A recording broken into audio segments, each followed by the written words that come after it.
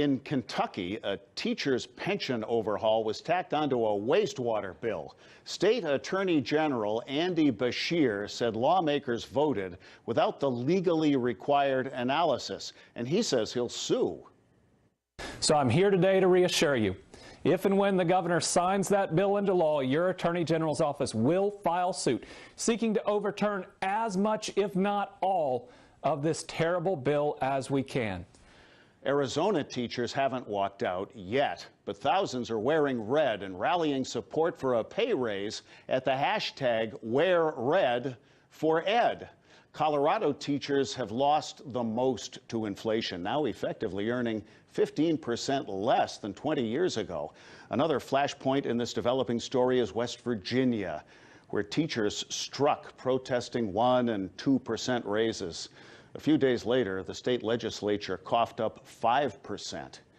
In Oklahoma, where teachers have the third lowest salaries in the USA, and many school districts have cut back to a 4-day week, a geography teacher quipped, "It's like the Arab Spring, but it's teacher spring."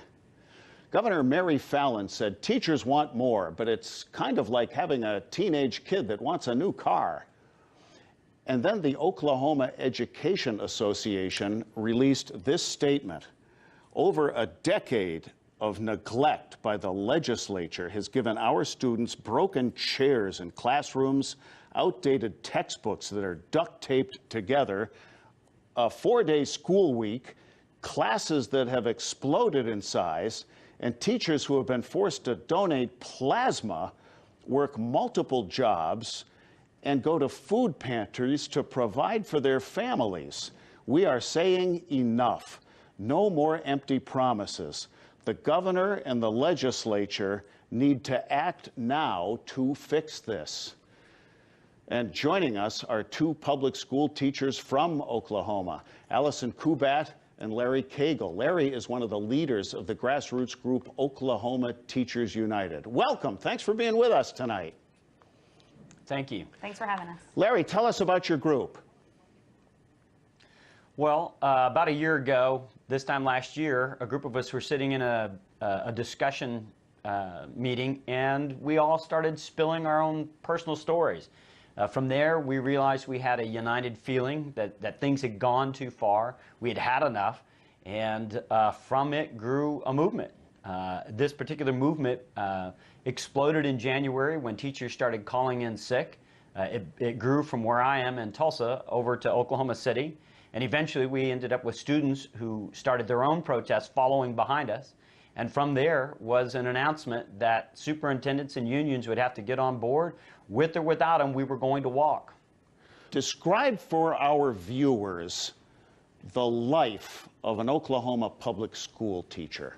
Day-to-day life for me is getting up in my classroom, setting up for the day, teaching for 7 hours, setting up for the next day. So that's about a 9-hour day there. And then I leave and I go to my second job, which is doing event coordination and member management. And then on my way home, I turn on my Postmates app and do a couple of deliveries. By the time I get home, I'm ready to grade. And then finally, you just kind of do it all over again. And so even though I'm in what I would argue is one of the best districts in the state, I still have to supplement my income. I still have to provide a lot of things in my classroom. And so in response to Governor Fallin, I would say, I don't want a new car. I just want a car that works. Well, even with the pay increase. Right. Even with the pay increase, we're not even, you give us a $10,000 raise and we're still among the lowest paid teachers in the country. That's how bad it is. Larry, how did we get here to begin with? We're describing symptoms. What's the issue? Well, what we're looking at is a swing in political climate. If you take a look at West Virginia, Kentucky, and you look at Arizona and Oklahoma, you realize there are some similarities here. All four of us, first, are highly conservative states. I mean, all four of us voted overwhelmingly for Trump. If you go up and down the ranks of teachers, you find highly conservative teachers. If you ask our parents, they're highly conservative. And yet, here we are with a statewide walkout with unbelievable community support. So how is this possible? And the answer is we have two other things at play in here. One, right to work. I think that most teachers and most Republicans would agree that right to work was a law that needed to be passed. But what happened was we ended up with unions that were extremely weak in all 4 of those states, and uniquely weak in Arizona and Oklahoma, where the right to work laws have been a lot longer. So what we're seeing is that non-union teachers, there are 42,000 teachers in the state of Oklahoma, only 16,000 of us are union due paying teachers. So we're seeing a pushback to that. We're also seeing legislators that aren't used to acknowledging what do you do when 42,000 people stand up who've been voting for you overwhelmingly, tell you you have to now do things differently. I don't think that the union understands how to get us out of this. I don't think the legislators are clear that this isn't going to go away.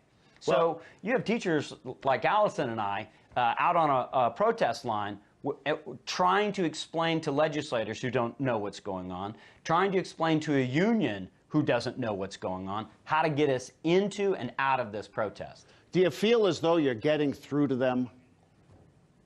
No, absolutely not. Right now, OEA is up there trying to figure out how to fund this through ball and dice gambling. Look, the state of Oklahoma has some of the most elaborate funding scenarios for education out there. We have both lottery and casino money coming in. The Indian nations have given us over $1 billion, that's billion with a B, dollars, and yet we're the lowest funded school system in the country. So you think adding ball and dice is going to help us? Well, and I'd like to add to that too. I think at this point, they're hoping to wait us out. There are several bills on both the House and the Senate floor right now that could end this, that could give the revenue that we're hoping to see. But they want to hold back on those. They keep refusing to hear those bills in an effort to get us back in our classrooms, because we do miss our students and we would rather be teaching. And so I think the hope is that they wait us out, we go away, and everything goes quietly in the night. We lose public support and we can't do this again in a year. And so I think that we've got to get through to them that we're not going anywhere until we see these revenue measures passed and signed. Absolutely.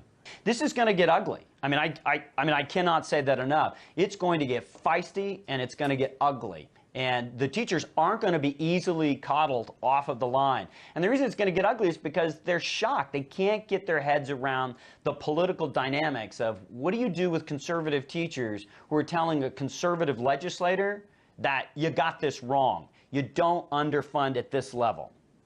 And Allison Cooke and Larry Cagle, thank you not only for your time tonight, but for what you do.